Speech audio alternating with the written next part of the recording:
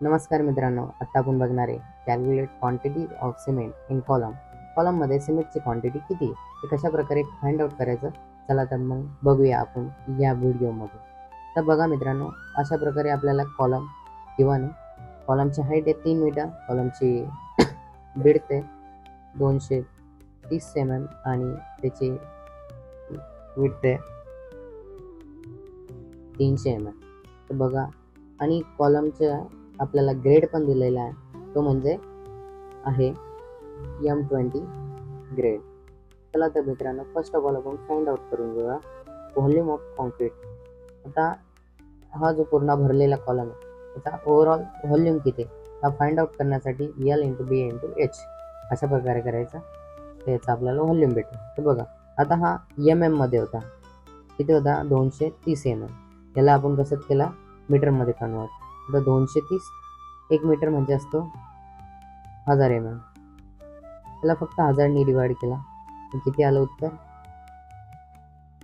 0.23. अशा प्रकारे आपण याचं पण केलं, तर मग हे आला 0.3 मीटर. आणि हा याची हाईट आहे, ही आहे 3 मीटर. त्याचा अशा प्रकारे आपण व्हॉल्यूम कॅल्क्युलेट केला, तो आला आहे आपला 0.207 मीटर क्यूब. आता हा आपला जो व्हॉल्यूम आला तो आहे वेट व्हॉल्यूम. तर याचा ड्राय व्हॉल्यूम कॅल्क्युलेट करण्यासाठी आपण 1.54 या फॅक्टरनी मल्टिप्लाय करतो. हा स्टँडर्ड फॅक्टर आहे कशाचा, ड्राय व्हॉल्यूमचा. तर बघा, याच्याने मल्टिप्लाय केल्यानंतर आपल्याला भेटल ड्राय व्हॉल्यूम किती आहे तो भेटल, तर 0.31. तर हा जो व्हॉल्यूम आहे हा इथून आलेला आहे. त्यांचं मल्टिप्लिकेशन केल्यानंतर आपल्याला आन्सर भेटलं 0.31878 मीटर क्यूब. आता आपल्याला प्रोव्हाइड दिलेला आहे M20 ग्रेड. तर M20 ग्रेडचा प्रोपोर्शन आहे 1:1.5:3. म्हणजे एक पार्ट आहे आपला सिमेंटचा, तर त्याचा 1/2 पार्ट आहे आपला सँडचा आणि 3 पार्ट आहे ॲग्रिगेटचा. ओके, या रेशोचं आपण ॲडिशन करून घेणार, तर ते काही किती आलं आपलं 5.5.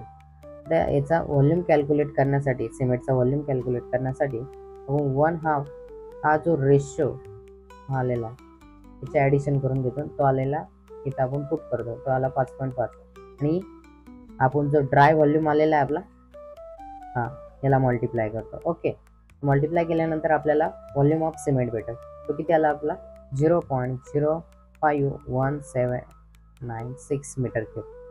आता सिमेंट हे KG मध्ये आपण मोजत असतो, त्यामुळे आपण KG मध्ये हे फाइंड आउट करणार. ते कशा प्रकारे करायचं, तर बघा, सिमेंटची डेन्सिटी नि आपण व्हॉल्यूम ऑफ सिमेंटला मल्टिप्लाय करणार. तर सिमेंटची डेन्सिटी किती आहे 1440. ओके, तर उत्तर काय आलं आपलं 83.46 KG. तर आता हे झालं आपल्या सिमेंट किती किलो आहे ते आपण फाइंड आउट केलं. पण आपल्याला जर आता नंबर ऑफ बॅग्स किती लागणार आहे ते कशा प्रकारे कॅल्क्युलेट करायचे. एका बॅगमध्ये, ते स्टँडर्ड आहे, एका बॅगमध्ये 50 किलो सिमेंट मावत असतं. सो आपण 50ने डिवाइड करणार. 50ने डिवाइड केल्यावर उत्तर किती आलं 1.66. पण आता दुकानातून घेताना आपण थोडी अशी एक अर्धी बॅग घेणार आहे, नाही ना, पूर्णच बॅग घ्यावं लागणार आहे ना आपल्याला. So 2 bag. समजला. Okay, thank you for watching video.